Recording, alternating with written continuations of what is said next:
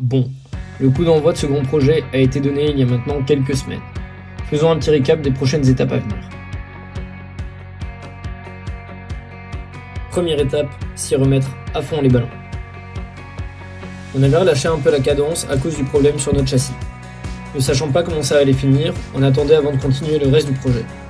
Mais avec la nouvelle deadline de 300 jours, plus de temps à perdre. On a donc mis les bouchées doubles avec l'entreprise par laquelle on est passé pour la métallisation et on a regardé pour acheter un châssis tout neuf. On arrive donc à la deuxième étape, qui est de faire la liste des pièces nécessaires pour remettre à neuf et préparer au mieux notre 4L.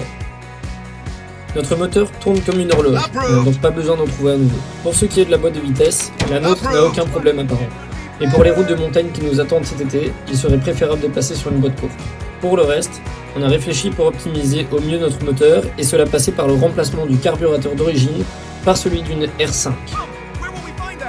Par chance, on se trouve à 10 minutes du paradis des pièces d'exception, un cimetière d'ancêtres en tout genre où on a réussi à mettre la main sur 2 R5.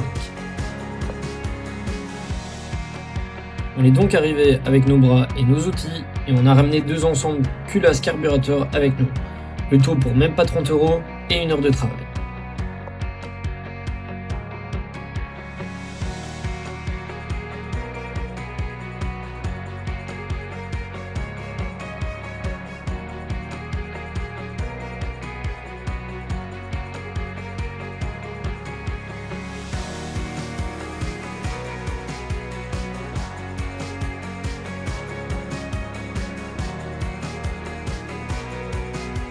Après tout ça, on est rentré en hangar pour analyser ce qu'on venait de ramener, et après quelques minutes de démontage, voilà le verdict. Malheureusement, la première culasse est totalement inutilisable car totalement rouillée, mais la deuxième était en meilleur état. Bon, le point positif c'est qu'il n'y a pas besoin de refaire une culasse complète, car le diamètre des orifices d'admission et d'échappement sont exactement les mêmes que ceux de notre moteur. Il n'y a donc que le collecteur et le carburateur qui changent. On a envoyé le collecteur au sablage car il était mort à l'intérieur. Et en ce qui concerne les carburateurs, on en a trouvé un troisième, donc on a réussi à en faire un complet correct grâce aux 3 qu'on a trouvés. Après tout ça, on a traité les vis et les rondelles afin de retirer toute la rouille et de les rendre presque comme neuves. Si on continue notre liste de tout à l'heure, pour le train arrière, on va changer celui en tôle pour un en fonte pour 2 raisons. Ça ne rouille pas et ça permettra de mettre une barre stable à l'arrière. On va aussi changer la barre stable à l'avant pour passer d'une de 12 mm à 16 mm, ce qui permettra d'avoir une conduite beaucoup plus stable. Après avoir passé des dizaines d'heures à comparer les différents sites de pièces détachées pour 4L, on se retrouve avec une petite liste de cours qui s'élève à quand même plus de 3 000 € au final. En parallèle, on a finalisé le dossier de sponsoring et commencé à contacter des entreprises pour parler de ce beau projet.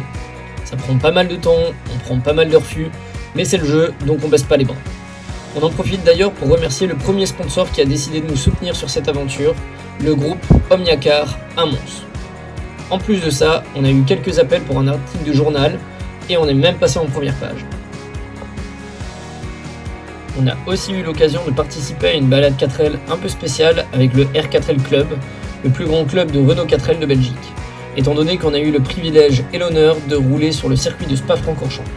Ça nous a permis de rencontrer pas mal de belles personnes et de croiser pas mal de 4L en magnifique état.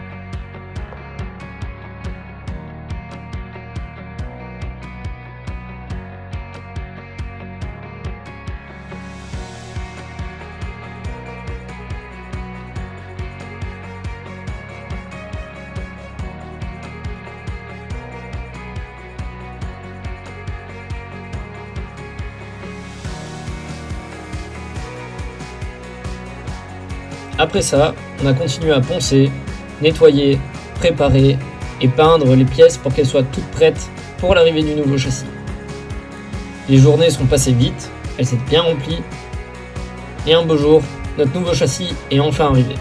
Et là, ça marque une grande étape dans ce projet, on va enfin pouvoir attaquer le remontage. Mais ça, ce sera au prochain épisode. Ciao ragazzi!